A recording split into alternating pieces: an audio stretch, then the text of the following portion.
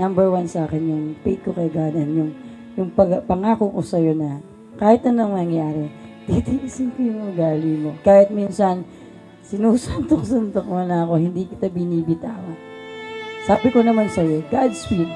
Diba? Lagi ko sinasabi, pag hirap na ako noon, sabi ko sa'yo, madadali rin kita sa simba. Hindi man sa tunay na simbahan, sa harap ng pare nakakasal sa atin.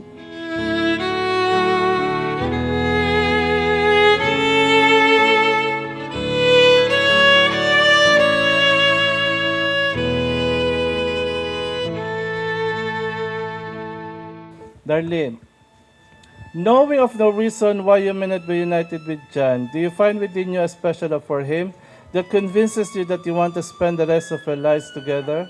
I do. Do you also find within yourself the courage and conviction to resist the many deaths by which love can die? I do.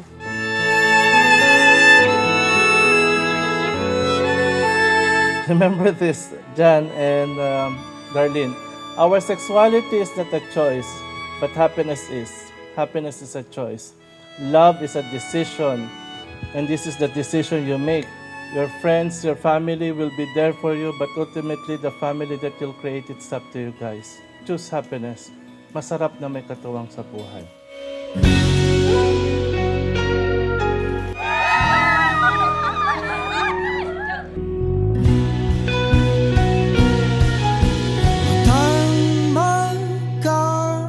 By the power vested upon me by the LGBTQ Christian Church in the Philippines, I now pronounce you partners in life.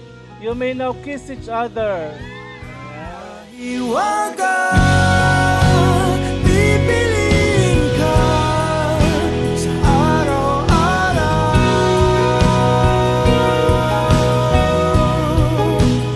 Mahiwaga ang nadarama, sa'yo'y malinaw. Thank you. Wow! Love, thank you. Thank you so much. Thank you so much. Love you. Bali ng hangin. Love, thank you. Maghintay ka mamaya. Kaibiging wagas at buo, payapa sa yakap ng iyong Love, receiving where this ring as a sign of the covenant. We have made it today in the sight of God and in the presence of our family and friends. araw.